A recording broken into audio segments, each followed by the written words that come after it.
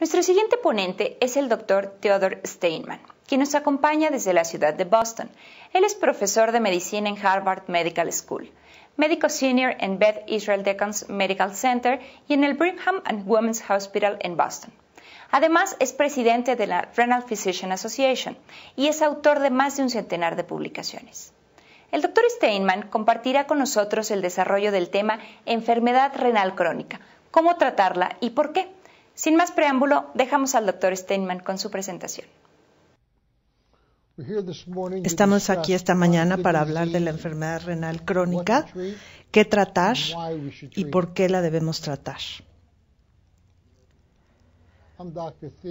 Soy el Dr. Theodore Steinman, profesor de medicina en la Facultad de Medicina de Harvard y médico adscrito en el Centro Médico Beth Israel y el Hospital Brigham and Women's de Boston. Cuando vemos el problema de la enfermedad renal crónica, lo más importante es conocer su clasificación. La enfermedad renal crónica se clasifica en 5 etapas. Vamos a verlas rápidamente. En la etapa 1, no hay casi ningún daño renal para los pacientes que tienen enfermedad renal establecida, por ejemplo, los diabéticos, los pacientes que tienen enfermedad poliquística o algún otro trastorno heredado. En la etapa 1, la tasa de filtración glomerular, ya sea medida o estimada, es más de 90 cc por minuto. En la etapa 2 hay ya daño renal establecido, pero a un nivel mínimo. La tasa de filtración glomerular en la etapa 2 va de 60 a 90 cc por 1.3 centímetros cúbicos. En la etapa 3 se subdivide en la etapa 3A y 3B.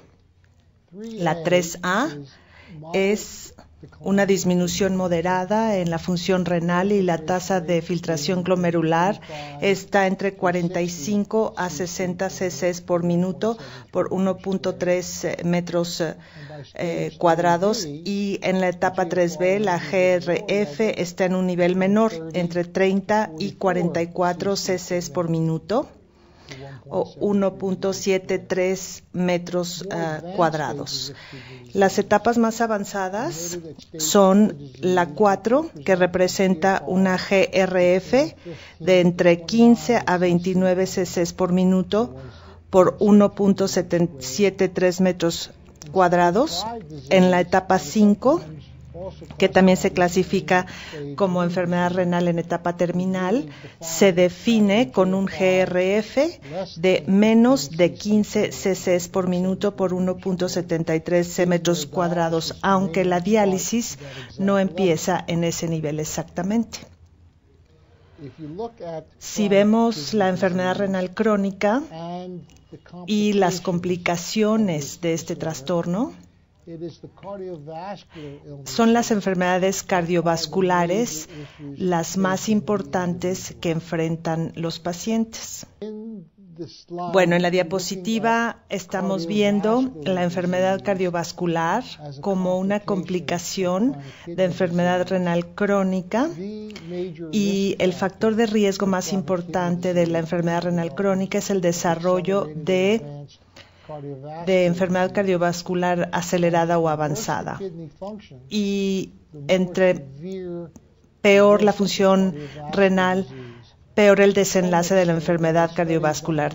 Tanto es así que un estudio que se hizo en Noruega, el estudio Tromsø, mostró una mayor probabilidad de morir de enfermedad cardiovascular si se tiene enfermedad renal crónica, que el riesgo de desarrollar enfermedad renal en etapa terminal. Entonces, al avanzar la enfermedad renal, el riesgo de enfermedad cardiovascular también aumenta.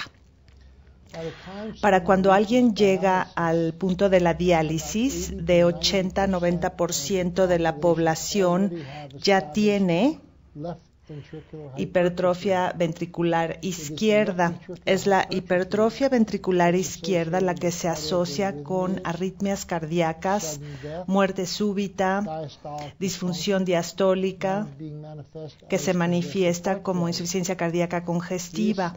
El resultado es muerte súbita y hospitalizaciones repetidas por enfermedad cardíaca, y este es un padecimiento comórbido que se presenta en los pacientes que tienen enfermedad renal crónica progresiva. En esta diapositiva, en la parte inferior vemos la tasa de filtración glomerular estimada, y en el eje Y podemos ver los factores de riesgo relacionados a la edad. Esto indica que a mayor edad y a mayores niveles de enfermedad renal, los pacientes tienen mayor riesgo de desarrollar complicaciones de enfermedad renal crónica que se manifiesta como enfermedad cardiovascular. Es importante saber que solo el 21% de los pacientes con enfermedad cardiovascular definida mueren de infarto del miocardio, y resulta que la muerte súbita y la enfermedad cardiovascular congestiva representan el 6% de las muertes de los pacientes con enfermedad renal crónica, y esto es completamente diferente a la población general que no tiene enfermedad renal. Si vemos esta diapositiva sobre enfermedad renal crónica en base al GRF estimado y en base a la MDRD, que es una fórmula de enfermedad modificada, uno puede ver que la GRF estimada, al disminuir, se asocia con un decremento asociado a la edad,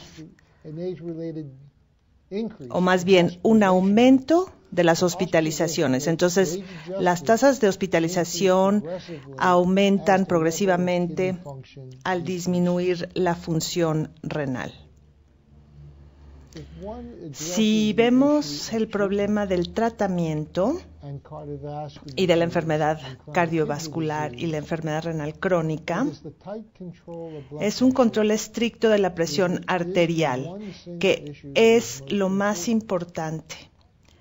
La meta para controlar la presión arterial es un rango de 120 a 130 sobre 70 u 80. El estándar actual para tratar la presión arterial a niveles de 140 sobre 90 tal vez no sea suficiente para los pacientes que tienen enfermedad renal crónica, y por lo tanto niveles más bajos o niveles más normales o estándares, yo diría 120, 130 sobre 70, 80, debe ser la meta en los pacientes que tienen enfermedad renal crónica. Entre más baja sea la presión arterial promedio, menos será el desarrollo de desarrollar hipertrofia ventricular izquierda, y por lo tanto menos desarrollo de esta, que se traduce en menos problemas que se asocian a la insuficiencia cardíaca congestiva y a arritmias cardíacas. La hipertrofia ventricular izquierda sí da lugar a la remodelación de los miocitos cardíacos, y este es el factor principal de propensión a desarrollar arritmias en esta población de pacientes. Parece que los medicamentos, el grupo de los inhibidores de la ECA y los bloqueadores de la angiotensina, tal vez son el mejor tratamiento como agente antihipertensivo para tratar la hipertensión en pacientes con enfermedad renal crónica.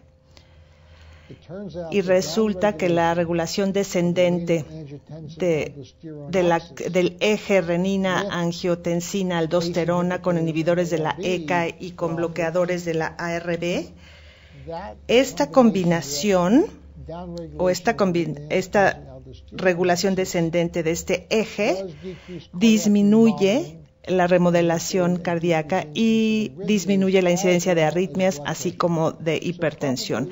Entonces, tal vez es una combinación de los medicamentos que reducen la presión arterial y es el resultado directo de estas en la remodelación cardíaca y en el eje de renina-angiotensina-aldosterona.